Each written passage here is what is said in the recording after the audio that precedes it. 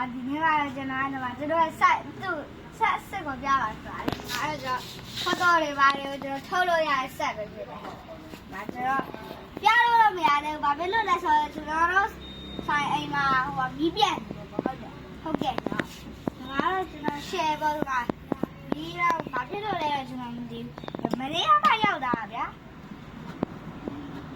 ထိုးတော့ဆန်းအဲ့ဗျာဒီဆက်ပုံစံအတေချာကြည့်ပါဦး။ဒီဆက်ပုံစံတဲ့လား။ဟုတ်ကဲ့ကျွန်တော်ပြောဦးမယ်ဗျာ။ကျန်တဲ့နေရာကျွန်တော်ဒီမှာလမ်းမပါဝါလို့ကျွန်တော်ဆက်ပြီးပြရတယ်။ဒီမှာဟုတ်ကဲ့ပါကျွန်တော်ဒီမှာရှိရဲဒီမှာမွေးဆိုင်မွေးစီတွေတော့ပါလို့ရတယ်။ကျွန်တော်သားမလာနိုင်ပေါ့။မာတော့ဝါဒကောင်ဆယ်တွေပေါ့တော့ဟို episode မှာကျွန်တော်လုပ်ခဲ့